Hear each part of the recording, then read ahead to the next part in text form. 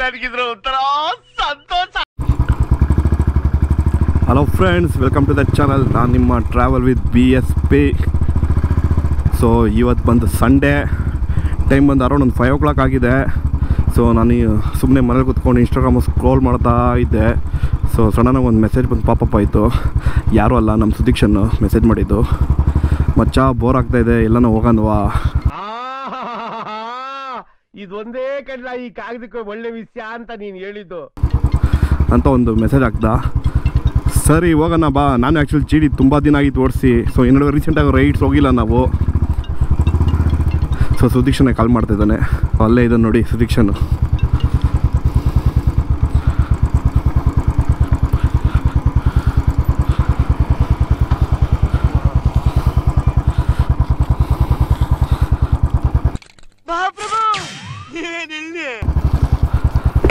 ಮಜಾ ಏನು rider helmet ಅಲ್ಲ ಅಂದರೆ ಇನ್ನು ಚಡ್ಡಿ ಹಾಕೊಂಡು ಬಂದಿದ್ಯಾ?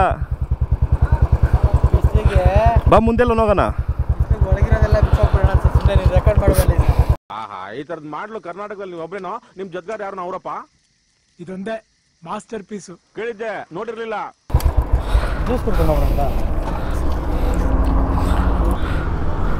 ಸೊ ಎಲ್ಲನೂ ರೈಡ್ ಹೋಗೋಣ ಅಂತ ಕೇಳ್ದ ಸುದೀಕ್ಷನು. ಸರಿ ಓಕೆ ಬಾ ಮಚ್ಚ, ಇಲ್ಲಿ 30 ಕಿಲೋಮೀಟರ್ ಒಂದು ಒಳ್ಳೆ ಸ್ಪಾಟ್ ಇದೆ, ಹೋಗೋಣ ಅಂತ ಪ್ಲ್ಯಾನ್ ಮಾಡಿದ್ರಿ. ಸೊ ರೈಡ್ ಸ್ಟಾರ್ಟ್ ಆಗಿದ್ದು ಮುಂದೆ ಫಸ್ಟ್ ಬ್ರೇಕ್ ಆಗ್ಬಿಟ್ಟಿದೆ, ಜ್ಯೂಸ್ ಬ್ರೇಕು. ಕ್ಲಾಪ್ಸ್ ಹೊಡಿರಿ, ಸುಮ್ಮನೆ ಕೂತಿರಲ್ಲ. ಸೊ ಒಂದು ಜ್ಯೂಸ್ ಕುಡಿದ್ಬಿಟ್ಟು ಫ್ರೆಶ್ ಆಗಿ ರೈಡ್ ಸ್ಟಾರ್ಟ್ ಮಾಡೋಣ. ಸೊ ಜ್ಯೂಸ್ ಫಿನಿಷ್ ಮಾಡಿ ನಿಮ್ಮ ಹತ್ರ ಬರ್ತೀನಿ, ಸ್ವಲ್ಪ ಗಂಟೆ ವೆಯ್ಟ್ ಮಾಡಿ. ಜ್ಯೂಸ್ ಕುಡಿದು ರೈಡ್ ಸ್ಟಾರ್ಟ್ ಮಾಡಿದ್ದೀರಿ.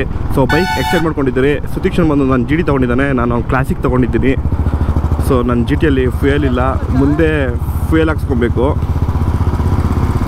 ಫಸ್ಟ್. ಯಾಕಂದರೆ ನಾನು ಆ GT ತುಂಬ ಓಡಿಸಿಲ್ಲ ಈ ನಡುವೆ, ಯಾವಾಗೂ ನಿತ್ಯ ಇರುತ್ತೆ. ಸೊ ಅವನು ರೈಡ್ ಹೋಗೋಣ ಅಂದ ತಕ್ಷಣ ಸರಿ ಹೆಂಗೂ GT ಓಡಿಸೋಂಗಾಗುತ್ತೆ ಅಂತ ಹೇಳ್ಬಿಟ್ಟೆ ಮೇಯ್ನ್ ಆಚೆ ಬಂದಿದ್ದು. ಇನ್ನೊಂದು ಮಧ್ಯಾಹ್ನ ನಾನು ಆಚೆ ಹೋಗೋಣ ಬಾಂದ್ ಕಾತಿದೆ, ದೇವರಡೆ ನಾನು ಬರ್ತಾ ಇರಲಿಲ್ಲ, ಅಷ್ಟು ಬಿಸಿಲಿದೆ. ಸೊ 5 o'clock ಮೇಲೆ ಆಗಿದ್ದಾದ್ಮೇಲೆ ಅಲ್ಲ, ಇಲ್ಲೇ ಒಂದು 30 ಕಿಲೋಮೀಟರ್ಸು. ಸರಿ ಸುಮ್ಮನೆ ಓಟ್ ಬರೋಣ, ನಾವು ಈ ನಡುವೆ ಎಲ್ಲೋ ರೈಡ್ ಹೋಗಿಲ್ಲ ಅಂತ ಪ್ಲ್ಯಾನ್ ಮಾಡಿರೋದು. ನಾವಿವಾಗ ಹೋಗ್ತಿರೋ ರೋಡ್ ಬಂದು Bengaluru to Krishnagiri highway. So Krishnagiri ಹೈವೇಲಿ ಒಂದು ಸ್ಪಾಟ್ ಇದೆ. ಸೊ ಅಲ್ಲೋಗ ನಾನು ಡಿಸೈಡ್ ಮಾಡ್ಕೊಂಡು ಹೋಗ್ತಾ ಇದ್ದೀರಿ. ಸೊ ಯಾರಿಲ್ಲ, ನಾನು ಸುದೀಕ್ಷನ್ ಇಬ್ಬರೇ ಹೋಗ್ತಾ ಇರೋದು. ಸೊ ಸುಮ್ಮನೆ ಹಂಗೆ ಒಂದು ಟೈಮ್ ಪಾಸ್ ರೈಡ್ ಇದೆ ಅಷ್ಟೇ. ಸೊ ಸಂಡೇ ಏನು ಮಾಡೋಕ್ಕೆ ಕೆಲಸ ಇಲ್ದಿರ ಬೋರ್ ಆಗ್ತಿರೋ ಟೈಮಲ್ಲಿ ಹೋಗೋಣ ಅಂತ ಪ್ಲ್ಯಾನ್ ಮಾಡಿಕೊಂಡು ಹೋಗ್ತಿರೋದು. ಈ ಬಡತವಿಂದ ದೇಶ ಉದ್ಧಾರ ಆಯ್ತದ. ಬಟ್ ಇನ್ನೊಂದೇನಂದರೆ ತುಂಬ ದಿನ ಬೇರೆ ಆಯಿತು ನಾವು ರೈಡ್ ಹೋಗಿ. ಸೊ ಬೈಕ್ ಓಡಿಸ್ದಂಗೆ ಆಗುತ್ತೆ, ನಾವಿಬ್ಬರು ಮೀಟ್ ಮಾಡ್ದಂಗೆ ಆಗುತ್ತೆ ಅಂತ ಹೇಳ್ಬಿಟ್ಟು ರೈಡ್ ಪ್ಲ್ಯಾನ್ ಮಾಡ್ಕೊಂಡು ಹೋಗ್ತಾ ಇದ್ದೀವಿ. ಆ್ಯಕ್ಚುಲಿ ನಾನು ಬಂದು ಕ್ಲಾಸಿಕ್ 350ನ ಒಂದು 10 yearsಯಿಂದ ಇಟ್ಟಿದ್ದೀನಿ. ಆ್ಯಕ್ಚುಲಿ ನನ್ನ ಗಾಡಿ ಬಂದು ಇನ್ನೊಂದು ಸ್ವಲ್ಪ ದಿನದಲ್ಲಿ 1 lakh ಅಫಿಷಿಯಲ್ ಆಗಿ 1 lakh ಕಿಲೋಮೀಟರ್ಸ್ ಕವರ್ ಆಗ್ತಾ ಇದೆ. ಯಾರು ಮಾಡಕ್ ಸಾಧ್ಯ ಆಗಲ್ಲ ಹೇಳ್ತಾ ಇದ್ದೀನಿ. ಗಾಡಿ ಕ್ಲಾಸಿಕ್ ತಗೊಂಡು ಮೇಂಟೈನ್ ಮಾಡೋದು ಅಂದರೆ ಒಂದು ಸ್ವಲ್ಪ ತುಂಬ ಕಷ್ಟ. ಆ್ಯಕ್ಚುಲಿ ಆ ಗಾಡಿ ಮೇಂಟೈನ್ ಮಾಡ್ಬೋದು, ಒಂದು ಕಾರ್ ಮೇಂಟೈನ್ ಮಾಡ್ಬೋದು. ಸೊ ತುಂಬ ಸ್ಪೇರ್ಸು ರೀಪ್ಲೇಸ್ ಮಾಡ್ತಾನೆ ಇರಬೇಕಾಗುತ್ತೆ. ಸೊ ತುಂಬ ದಿನ ಇಟ್ಕೊಂಡೆ, 1 ವರ್ಷ 2 ವರ್ಷ ಇಟ್ಕೊಂಡ್ರೆ ಪ್ರಾಬ್ಲಮ್ ಬರುತ್ತಿಲ್ಲ ಗೊತ್ತಿಲ್ಲ. ನಮ್ಮ ಥರ ಲಾಂಗ್ ಟರ್ಮ್ ಏನೋ ಓನರ್ ಆಗಿದ್ದರೆ ಈ ಗಾಡಿಯಲ್ಲಿ ಸ್ಪೇರ್ಗಳನ್ನೆಲ್ಲ ತುಂಬ ಚೇಂಜ್ ಮಾಡ್ತಾ ಇರಬೇಕು. ಬ್ರೇಕ್ಸ್ ಪ್ಯಾಡು, ಚೈನ್ಸ್ ಪ್ಯಾಕೆಟು, ಆ ಥರ. ಇದಕ್ಕೆಲ್ಲ ಕೇರ್ ಮಾಡಲ್ಲ. ಡೋಂಟ್ ಕೇರ್ ದೆನ್ ವೈ ಕಣ್ಣೀರ್? ಸಮಾಧಾನ ಮಾಡ್ಕೊಳ್ಳಿ. ಸೊ ನಿಮ್ಗೆ ಆ ಗಾಡಿ ಮೇಲೆ ಲವ್ ಇತ್ತು, ಇಂಟ್ರೆಸ್ಟ್ ಇದ್ದರೆ ಮಾತ್ರ ಆ ಗಾಡಿ ಇಟ್ಕೊಂಡು ಮೇಂಟೈನ್ ಮಾಡಿ. ಇಲ್ಲ ಸುಮ್ಮನೆ ಯಾವನೋ ತಗೊಂತಾನೆ ಶೋಕಿ ಮಾಡ್ದಂತೆ ನೋಡಿ ನೀವು ತಗೊಳಕ್ಕೆಲ್ಲ ಹೋಗಬೇಡಿ. ಸೊ ಸ್ಟಾರ್ಟಿಂಗಲ್ಲಿ ಚೆನ್ನಾಗಿರುತ್ತೆ, ಆಮೇಲೆ ಹೋಗ್ತಾ ಹಾಕ್ಕೊಂಡು ಗುಮ್ತಾ ಇರುತ್ತೆ.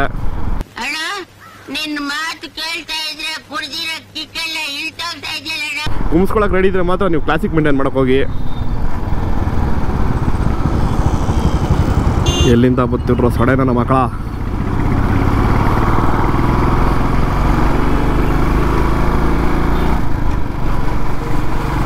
ಮತ್ತು ಇನ್ನೊಂದು ಏನು ಹೇಳಬೇಕಂದ್ರೆ, ನಾನು ಮೊನ್ನೆ ಹಂಗೆ ಇನ್ಸ್ಟಾಗ್ರಾಮಲ್ಲಿ ರೀಲ್ಸ್ ಸ್ಕ್ರೋಲ್ ಮಾಡ್ತಾ ಇದ್ದೆ. ಅದರಲ್ಲಿ ಒಂದು ಚೈಲ್ಡ್ ಚಪಾತಿ ನನ್ನ ಮಗ ಬಂದು ಅದ್ಯಾರ್ದು ಅವ್ರ ಪಕ್ಕದ ಮನೆಯವ್ರದ್ದು ಅವ್ರ ರಿಲೇಟಿವ್ಸ್ ಯಾರ್ದು ಒಂದು ಕ್ಲಾಸಿಗೆ ಎತ್ಕೊಂಡು ಇಲ್ಲಿಂದನೇ ಎಲ್ಗೋ ರೈಡ್ ಹೋಗಿದ್ದಾನಂತೆ. ಆ ಗಬ್ಬನ ಮಗ ಏನು ಹೇಳ್ತಾ ಇದ್ದಾನೆ, ಅವ್ನು ಚೈಲ್ಡ್ ಚಪಾತಿ ನನ್ನ ಮಗ ಯಾವುದೋ ಇನ್ನೂ ಮನೆ ಸ್ಕೂಲಿಂದ ಆಚೆ ಬಂದಂಗೆ ಅವ್ನು ಹಿಡ್ಕೊಂಡು ಕ್ಲಾಸಿಕ್ ಚೆನ್ನಾಗಿರೋ ಗಾಡಿ ಅಂತ ಹೇಳಿದ್ದು ಯಾರು, ಫುಲ್ ವೈಬ್ರೇಷನ್ನು ಅಂತಂತ. ಅದು ಬಂದು ಆ್ಯಕ್ಚುಲಿ ಇಡೀ ದೇಶಕ್ಕೆ ಗೊತ್ತು ಕ್ಲಾಸಿಕ್ ಬಂದು ವೈಬ್ರೇಷನ್ನು ಅಂತಂತ. ವೈಬ್ರೇಷನ್ ಗಾಡಿ ನಿನ್ನ ಯಾವನು ಎತ್ಕೊಂಡು ಹೋಗೋ ಅಂತ ಹೇಳ್ದ. ನನ್ನ ಕೇಳೋ ಕ್ವಶನ್ ಕರೆಕ್ಟೇ ಅಲ್ವಾ? ಸೊ ಕ್ಲಾಸಿಕ್ ಬಂದು ವೈಬ್ರೇಷನ್ ಇದೆ ಅಂತ ಹೇಳ್ಬಿಟ್ಟು ಈ ಕ್ಲಾಸಿಕ್ ಬಂದ ಕಾಲದಿಂದನೂ ಗೊತ್ತು. ನಾರ್ಮಲ್ ಆಗಿ ರಾಯಲ್ ಎನ್ಫೀಲ್ಡ್ ವೈಬ್ರೇಷನ್. ಇವ್ನು ಅಷ್ಟು ಲಾಂಗ್ ಎತ್ಕೊಂಡು ಹೋಗ್ಬಿಟ್ಟು ಈ ಗಾಡಿ ವೈಬ್ರೇಷನ್ ಅಂತ ಹೇಳ್ತಾ ರಿವ್ಯೂ ಕೊಡ್ತಾ ಇದ್ದಾನೆ. ಅಣ್ಣ ನಮ್ಮನ್ನು ಹೊಡಿಬೇಡಿ ಅಣ್ಣ, ಬಿಟ್ಬಿಡಿ ಅಣ್ಣ. ಸೊ ರಾಯಲ್ ಎನ್ಫೀಲ್ಡಲ್ಲಿ ವೈಬ್ರೇಷನ್ ಇದ್ರೆ ಅದೊಂದು ಮಜಾ. ಸೊ ನಮ್ಗೆ ಆ ವೆಯ್ಟು ಆ ವೈಬ್ರೇಷನ್ ಎಲ್ಲ ನೋಡಿದಾನೆ ನಾವು ತೊಗೊಂಡಿದ್ದೀರಿ. ಸುಮ್ಮನೆ ಹೋಗಿ ಬರೋನೆಲ್ಲ ರಾಯಲ್ ಎನ್ಫೀಲ್ಡು ಬೈಕ್ ಇಕ್ಕಿರೋ ಒಂದೊಂದು ಕಾಲು ಹಿಡಿಯೋದೇ ಆಯಿತು. ದೇವ್ರು ನಿನ್ಗೆ ಒಳ್ಳೇದು ಮಾಡ್ತದ, ನಿನ್ನ ಜನ್ಮಕ್ಕೆ ಹೋಗೋ. ಒಂದು ರಾಯಲ್ ಎನ್ಫೀಲ್ಡ್ ಅಂದರೆ ಒಂದು ಫೀಲ್, ಒಂದು ಎಮೋಷನ್ ಅಷ್ಟೇ. ಹೆಚ್ಚಾಕಾಗ್ಬಿಟ್ಟಿದೆ ಯಾವುದಲ್ಲಿ ಕಿಸ್ ಹೊಡ್ಕೊಂಬಿಟ್ಟವ್ರೆ.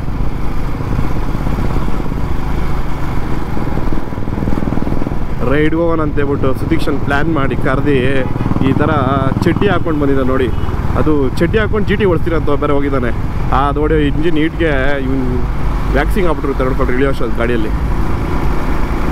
ಆಲ್ರೆಡಿ ಒಂದು ಸತಿ GT ಗೋವಾ ರೈಡಲ್ಲಿ ಮಾರ್ಕ್ ಮಾಡ್ಕೊಂಡಿದ್ದ, ಸೈಲೆನ್ಸರ್ ಸುಟ್ಟಿ ಇದೇ ಥರ ಶಾರ್ಟ್ಸ್ ಹಾಕೊಂಡು ಗಾಡಿ ಓಡಿಸೋವನು GTನ. ಮತ್ತೆ ಶಾರ್ಟ್ಸ್ ಹಾಕೊಂಡು ತಿರುಗು GT ಮೇಲೆ ಕೂತಿದ್ದಾನೆ.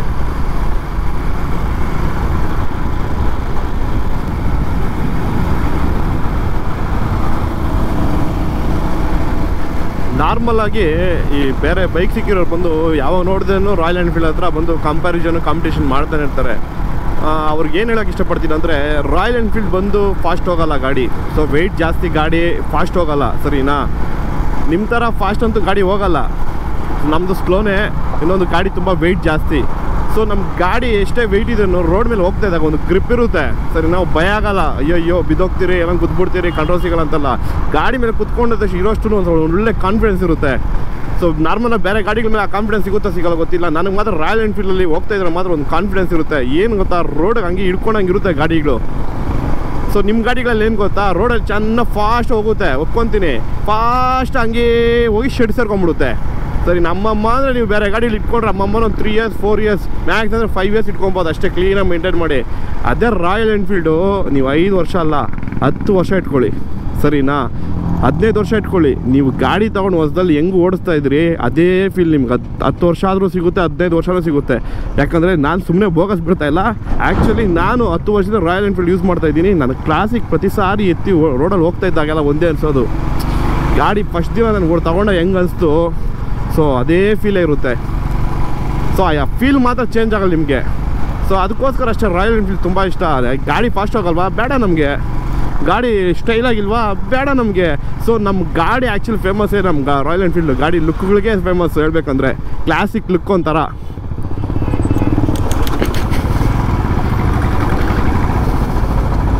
ಈ ರಾಯಲ್ ಎನ್ಫೀಲ್ಡ್ ಮೇಲೆ ಕಂಪ್ಲೇಂಟ್ ಮಾಡೋರಿಗೆ ಇವೆಲ್ಲ ಏನೂ ಅರ್ಥ ಆಗಲ್ಲ. ಈ ರಾಯಲ್ ಎನ್ಫೀಲ್ಡ್ ಇಟ್ಟಿರ್ತಾರೆ ನೋಡಿ, ಅವ್ರಿಗೆ ಮಾತ್ರ ಇದೆಲ್ಲ ಅರ್ಥ ಆಗೋದು. ನನ್ನ ಮಗದ ಎಷ್ಟು ಎಕ್ಸ್ಲೇಟ್ರ್ ಕೊಟ್ಟರು ನನ್ನ ಮಗದ 100 ದಾಟಲ್ಲ. 110 ಅಂದರೆ ಬಾಡಿಯಲ್ಲಿರೋ ಸ್ಪೇರ್ ಪಾರ್ಟ್ಗಳೆಲ್ಲ ವೈಬ್ರೇಷನ್ಗೆ ಅದ್ರೋದೈತೆ. ಇಲ್ಲಿ ಕಾಣಿಸ್ತಾ ಇದೆಯಾ ವೈಬ್ರೇಷನ್ನು? ನೀ ಕುಂತಿರೋ ಜಾಗವ ಮೊದಲು ಚೇಂಜ್ ಮಾಡು. ಮಿರರ್ ಎಲ್ಲ ಅಲ್ಲ, ಬಾಡಿ ಫುಲ್ಲು ವೈಬ್ರೇಷನ್ನೇ.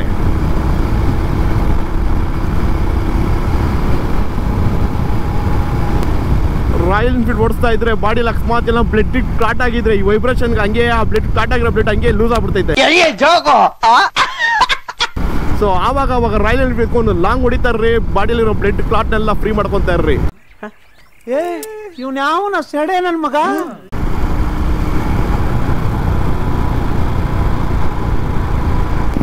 ಏನು ಹೇಳಿ, ನಮ್ಮ ಗಾಡಿಗಳನ್ನ ಇನ್ನೊಬ್ರಿಗೆ ಓಡಿಸೋ ಕೊಟ್ಬಿಟ್ಟು ಆ ಗಾಡಿನ ನೋಡ್ಕೊಂಡು ಹೋಗೋದ್ರಲ್ಲೇ ಒಂಥರ ಮಜಾ. ನಾವು ಗಾಡಿ ಓಡಿಸಿ ಮಜಾ ಮಾಡೋದಕ್ಕಿಂತ ಇನ್ನೊಬ್ರ ಕೈ ಕೊಟ್ಬಿಟ್ಟು ಆ ಗಾಡಿ ಓಡಿಸೋದು ನೋಡ್ತಾ ಇದ್ರೆ ಒಂಥರ ಖುಷಿ. ಆಯ್ತು ಬಿಡು. ಪೈಲ್ಸ್ ಪೇಷಂಟ್ ಕಾಲು ಅಗಲ್ಸ್ಕೊಡಂಗೆ ಅಗಲ್ಸ್ಕೊಂಡಿದ್ದಾನೆ. ಅದಕ್ಕೆ GTಗೆ ಶಾರ್ಟ್ಸ್ ಹಾಕೊಂಡು GTನೆಲ್ಲ ಓಡ್ಸೋಕೆ ಹೋಗಬಾರ್ದು, ಅದು ಈಟ್ ಹೊಡಿಯುತ್ತೆ ತುಂಬ. ಸೊ ನಾವು ಅಂದ್ಕೊಂಡಿದ್ದು ಬಂದು ಲೊಕೇಶನ್ ರೀಚ್ ಆಗಿದ್ದೀರಿ. ಸೊ ಕೃಷ್ಣಗಿರಿ ರೋಡಲ್ಲಿ HP ಪೆಟ್ರೋಲ್ ಬಂಕ್ ಅಂದರೆ ತುಂಬ ಫೇಮಸ್ಸು. ಸೊ ಬೆಂಗಳೂರಿಂದ ತುಂಬ ಜನ ಬ್ರೇಕ್ಫಾಸ್ಟ್ ರೈಡು, ನೈಟ್ ರೈಡ್ಸ್ ಎಲ್ಲ ತುಂಬ ಹೊಡಿತಾ ಇರ್ತಾರೆ ಇಲ್ಲಿಗೆ.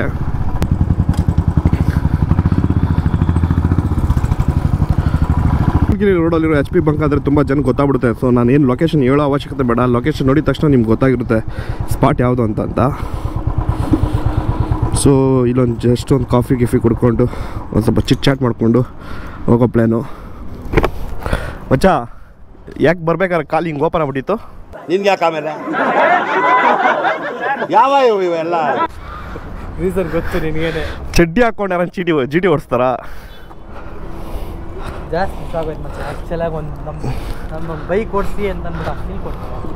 ಅದಕ್ಕೆ ನೋಡಿ ಇವಾಗ ಇದು ಓಡಿಸ್ದೆ, ನಿನಗೇನಾದ್ರು ನನಗೆ ಅನಿಸ್ತಾ? ಮಚ್ಚ ನಾನು ಹೇಳ್ದೆ ನೋಡು, ಸವಾಸ ಬೇಡ ಇದ್ರದ್ದು ವೈಬ್ರೇಷನ್ ಮಚ್ಚ 100ಗೆಲ್ಲ ಯಾವುದು ಗಾಡಿ.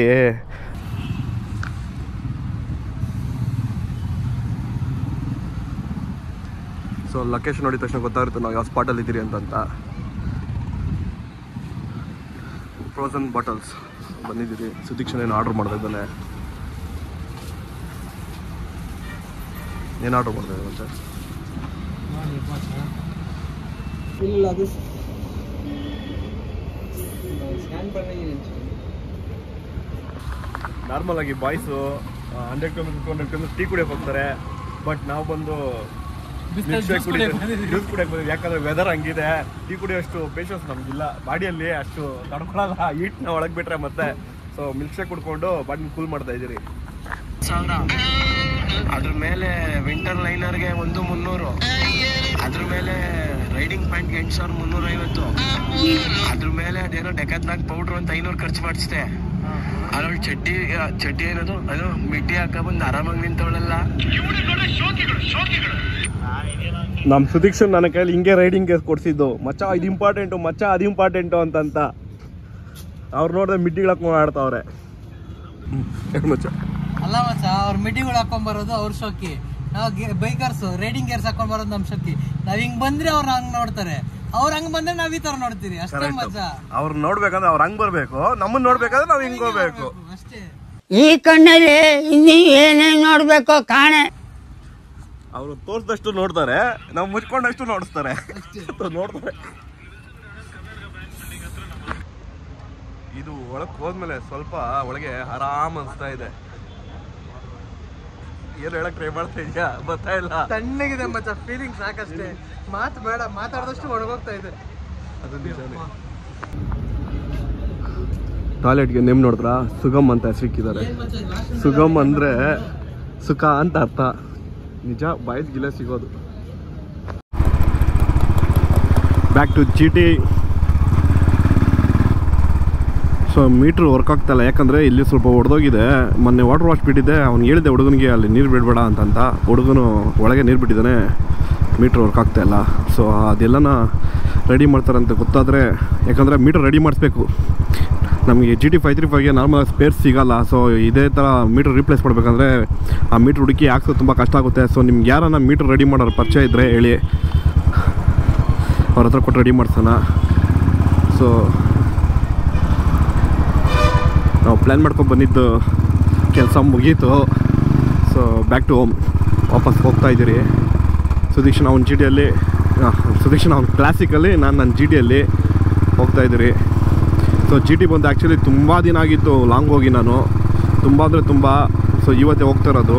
ಅರೌಂಡ್ ಒಂದು 2 months ಆಗಿತ್ತು ಅಂದ್ಕೊಳ್ಳಿ ನಾನು ಲಾಂಗ್ ಹೋಗಿ. ಮೊನ್ನೆ ರೀಸೆಂಟ್ನಾಗ ಬ್ಯಾಟ್ರಿ ತುಂಬ ಡೆಡ್ ಆಗ್ಬಿಟ್ಟಿತ್ತು. ಏನು ಕಿಕ್ ಹೊಡೆದು ಆನ್ ಮಾಡಿದ್ದು, ನನ್ನ ಲಕ್ ಚೆನ್ನಾಗಿದೆ, ಕಿಕ್ ಇದೆ, ಏನೋ ಒಂದು 50-60 ಕಿಕ್ ಹೊಡೆದು ಆನ್ ಮಾಡಿರೋದು. ಸೊ ಗಾಡಿ ಓಡಿಸಿಲ್ಲ ಅಂದರೆ ಬ್ಯಾಟ್ರಿ ಡೆಡ್ ಆಗೋದು ಕಾಮನ್ನು. ಸೊ ನೀವು ಯಾವಾಗ ಅಷ್ಟು ಒಂದು ಓಡಿಸಿಲ್ಲ ಅಂದ್ರೂ ಅಟ್ಲೀಸ್ಟ್ ಒಂದು 2 days 3 days ಒಂದು ಟೈಮ್ ಗಾಡಿ ಆನ್ ಮಾಡಿ ಅನ್ನೋ ಸ್ವಲ್ಪ ಹೊತ್ತು ಬಿಟ್ಬಿಡಿ. ಸೊ ನಾವು ಮಾಡಿದ ಮಿಸ್ಟೇಕ್ನೆಲ್ಲ ಮಾಡೋಕ್ಕೆ ಹೋಗ್ಬೇಡಿ. ಸೊ ಅದಕ್ಕೆ ನಾನು ಎವ್ರಿ 3 days ಒಂದು ಟೈಮ್ ಆನ್ ಮಾಡಿಬಿಡ್ತೀನಿ ಗಾಡಿನ. ಇವಾಗ ನಮ್ಮನ್ನು ಯಾವುದೋ ಕಾಲಲ್ಲಿ ಬಿಸಿ ಇದ್ದಾನೆ, ಕಟ್ ಮಾಡಿದ್ರೆ ಸ್ವಲ್ಪ ಚೆನ್ನಾಗಿ ಹೊಡಿಬೋದು ಗಾಡಿನ.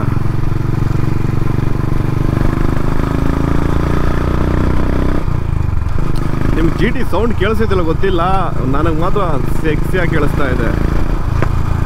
ಒಂದು ಪಟಾಕಿ ಬೇರೆ ಒಂದು ಹೊಡಿತೀವಿ ಈಗ.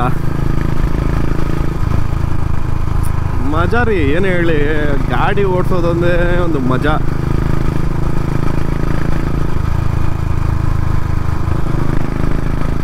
ಅದರಲ್ಲೂ ನಮ್ಗೆ ಇಷ್ಟ ಆಗಿರೋ ಗಾಡಿ, ನಮ್ಮ ಗಾಡಿಯನ್ನು ನಮ್ಮ ಕೈಲಿದ್ದು ಈ ಥರ ಹೈವೇಲಿ ಓಡಿಸೋದು ಬಿಟ್ಬಿಟ್ರೆ ಸ್ವರ್ಗ.